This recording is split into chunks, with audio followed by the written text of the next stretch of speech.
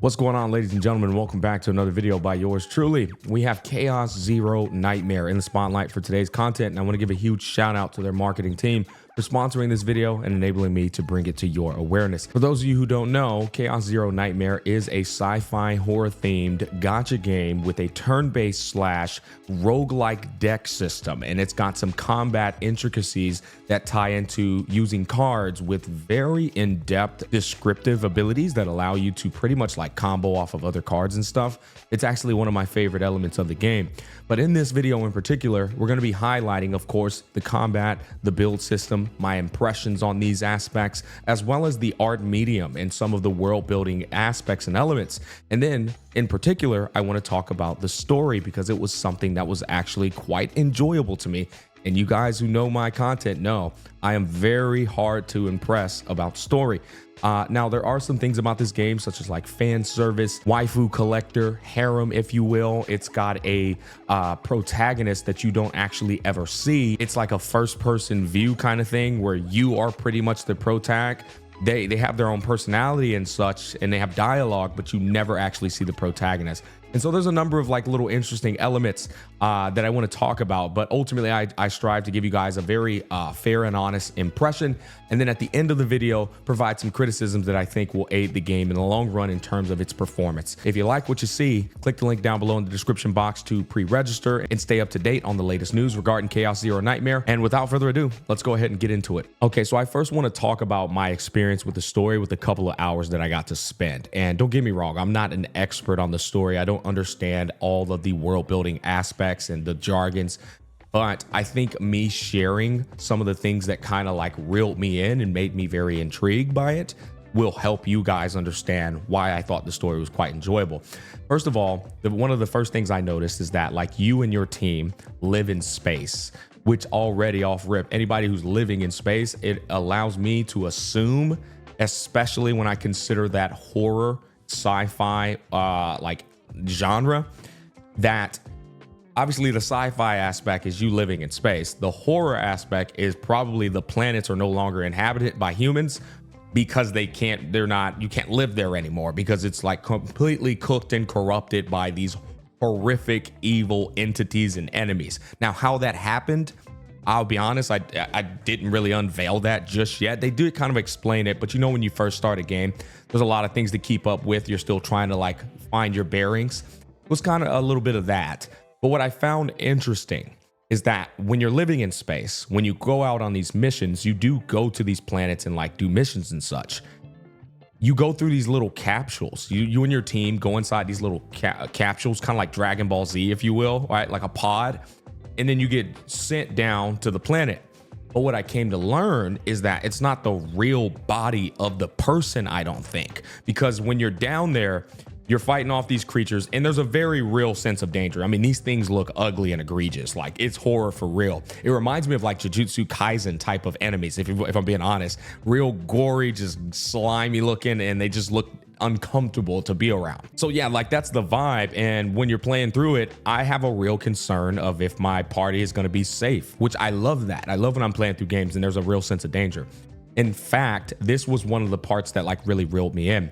When you're going through the story, there's a part where you fight this big ugly thing, like Attack on Titan type of like gigantic size, and it grabs a hold of one of your party members and completely just squeezes them. Like, I mean, like pops them like a cherry, bro. And I was like, oh my, she's cooked. But then immediately after, she like screams and like kind of like comes to in real life.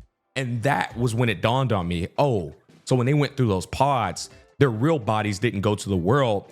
It kind of like their mind goes into this world, and kind of like I would say Sword Art Online, where if like if you die in the game, you can die in real life. I don't think that's the case, but your mental gets cooked if you die down there. Like it affects your mental big time.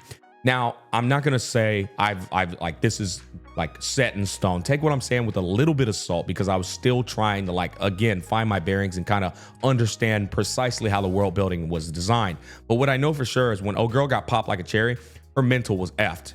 It was cooked when she came back to in real life, to the point where you had to take her and like do a bit of like psychiatric evaluation and kind of like calm her down. These are elements of the game too, where your characters can go crazy. And then you have this little like gameplay mechanism in the spaceship where you go over to like the cooked in the brain characters and you like remove that element from them by like performing a psychiatric evaluation and such. And so there's some very interesting elements like that tied to the story as well as the gameplay and even in combat. That was enough to intrigue me.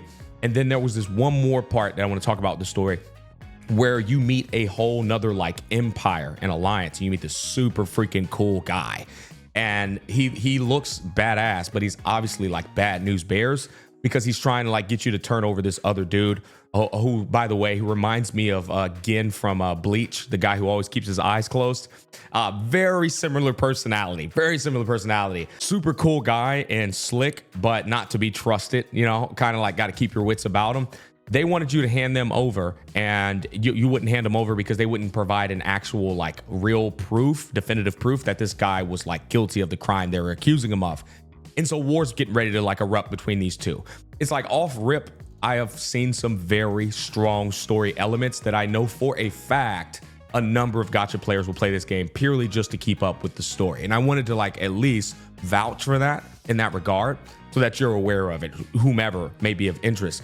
But I will say there's some caveats here and there. And that is, if you don't like a lot of fan service, if you cringe kind of at too much like the harem dynamic, everybody like wants to like smooch up to the main pro tag, too much self-insert experience, that might be a bit of a turnoff for you in here, because there definitely is that in Chaos Zero Nightmare as well, but it doesn't like get in the way of the story. The story is very much pretty solid.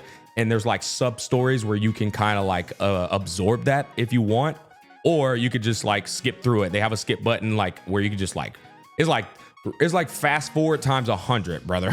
So if you don't want to like listen to those parts or see any of that fan service or like harem dynamic and stuff, you can get through it. But let me tell you, the eye candy is there, and it's good eye candy, guys. All right, I'm gonna just go ahead and put it that way. The goddamn women look good up here. So in regards to the combat build system, as well as the art medium and overall quality of it, I was actually thoroughly impressed. It's definitely like a evolution of turn-based games with chibi models that I've ever played. First of all, when you click on the cards, every time you click on a card, a 3D visual of the character pops up on the screen. And it's, first of all, it's eye candy. It looks nice, but it's also just impressive to see in a chibi model turn-based game. And the models look very good as well. The cool thing about this dynamic as well is that's not just the only 3D visuals. There's also ultimates of the characters that will have like these little mini like adaptations to show off the abilities and prowess of the characters. When you're casting abilities, like there aren't ultimates, the visual effects look very high quality and polished. But one of my favorite things about the combat system is actually how the build system revolves around the DPS you're using. They might be a very like skill point hungry DPS. They have this like numerical value system where, you know, you'll have like 4 like points. I don't know the jargon, correct me if I'm wrong, but you'll have like these points, and every time you use a skill, it'll cost like 1 or 2 points or 3 or 4, depends. You might have a DPS that's very point hungry, and so you want to build around that DPS with characters that are going to be giving you points back so that they can obviously bring out the full efficacy of that DPS's performance. But you also have characters that are like shields and tanks. You know, you have your roles, your DPS, your healers, your shields, your tanks, skill point funneling, and all that good jazz. But one thing I really liked was how the DPS have like little dynamics between their cards. They have decks that you need to study and master. Like they'll have things like, if you discard the rest of the cards in your hand, create 2 dirge bullets for every card you discarded. And then there will be another ability that says, discard all dirge bullets and apply 80% damage for each dirge bullet you discard. And so there has to be a methodical approach to setting up that combo to maximize that character's DPS. I love stuff like that. And the reason it like really sparks me is because I'm a big fan of card games. I loved playing like Yu-Gi-Oh! I loved playing Legends of Runeterra from Riot and stuff. And so like this game is taking that dopamine that I enjoy from those games and fusing it in with turn-based. And like, I just think that's such a beautiful cook. I can actually see why one of my content creator friends, Genizat, was like a raving fan of the game, and he said he liked it a lot. This is a beautiful element and a wonderful cook. I'm all for it. As well as the art medium that horror enemy design is just such a breath of fresh air in this space. We're so used to looking at like clean and cut like enemies that are like almost like kid friendly and stuff. This game full blown like embraces like dark goth, like just ominous creatures that look very terrifying. And it's like, if you're a horror game fan, you're going to appreciate that aesthetic, no doubt about it. I will say, I think some of the user interface in terms of like informing you on what the mobs debuffs are and stuff could be a little bit more refined and polished. I had no problem looking at my buffs, but when I was trying to gauge the debuffs and buffs on the enemies, I would click on like the freaking buffs on the enemy and nothing would pop up. This is very early stages, I would say, of Chaos Zero Nightmare, and so they still got some refining to do, but that was just something I noticed that's worth like giving feedback on. Now, this game does have a roguelike system, and it's actually exclusively a roguelike system. This might be a positive for some, and it might be a turnoff for others. What I mean is, there's like no open world. There's like no real like exploration. It's only like hopping in instance to instance for combat like purposes. And then you're like choosing the build system. You're going through these roguelike systems and picking up like weapons and armor to equip on your characters that are going to kind of like mesh and synergize, up to your cook, by the way, and your creativity to build in synergy with that character's kit prowess, if that makes sense. So like, once again, if you like roguelike, then you're just going to enjoy it. But if you want to like explore and walk around and, I don't know, see the world as like a lot of games do, that this game doesn't offer that. And I'm gonna be honest, I have no problem with it. I don't really need a open world exploration format for me to like enjoy a game. I'm completely fine with like high quality visual novels, adaptation cutscenes, and like just jumping through instance to instance, so long as the game is cooking properly. And I think Chaos Zero Nightmare is doing a pretty dang good job. I think there's some rough around the edges bits that could be improved upon, but for the most part, I liked what I saw. Now, in terms of like the character roster and the different types of variety of characters, I'll tell you right now, if you're a gooner, you're most certainly going to love Chaos Zero Nightmare. They've got some gorgeous women in this game. And they've done a great job with the models, but they've also got a few dudes. They've got a few furries, and they've got this one guy named Cassius, who is like my favorite looking character. He's got like this skull looking face with a yellow black palette. He's got like a kind of like a jokester or even like demigod type of aura to him. And I even think he's got like a gambling type of rogue deck dynamic, which I always am a big sucker for, because those are like the most enjoyable and usually provide a bit more critical thinking to make their kits function. But yeah, no, the character roster seems to have, you know, plenty of variety, with more so, I will say, admittedly, leaning more towards like beautiful women for sure. But it's not like it's a 100% women roster, like, you know what I mean? Like top-notch Gooner roster. There's definitely a number of guys. There's a number of furries, and there's also like that Cassius guy who just like honestly really separates himself from everybody else.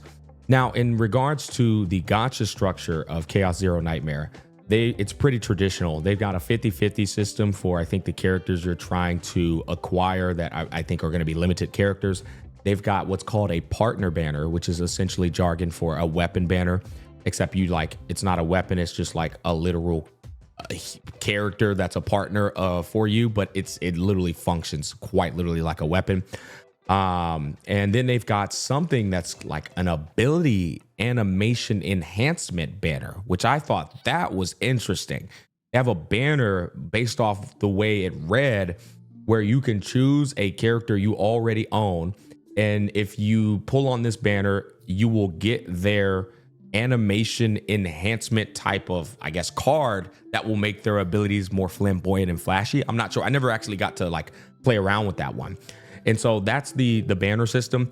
If you're somebody who is like not a fan of 50-50s, this is obviously going to be quite problematic for you. If you're somebody who doesn't want to pull on, the weapon banner, as well as, the animation enhancement banner, if these are like too many banners for you, all I would suggest is like you guys provide your feedback to Chaos Zero Nightmare. The game hasn't released yet, and so they're obviously open to listening to that feedback. And so to that, I would advise you to do so. In terms of my first impressions of the game, as usual with a number of games I've played these days, it's got some really strong bones. I think its combat and gameplay loop just from a combat perspective, looks really satisfying. I think just deck studying in and of itself is going to be very fun with all the different characters. I think watching their visual animations in combat looks really cool. And I think the story is most certainly captivating enough to reel in a solid audience. But there are some aspects such as like the day-to-day activities for events that might not be as compelling or engaging for a number of players. There's also the traditional pooling system that I think is starting to get a bit outdated for some players, but there's also a lot of gacha players who don't mind it. You know, I don't know. It just depends on the player in that regard. But I am absolutely willing to give it a shot when it comes out. You guys comment down below and let me know what you think about Chaos Zero Nightmare. That's going to wrap up my first impressions. I hope you guys enjoyed this video and found it insightful. Again, if you like what you saw, don't forget to click the link down below in the description box or the pinned comment to register and keep up with the latest and greatest news. Thanks for watching. Peace, love, and happiness. I'll catch you guys on the flip side.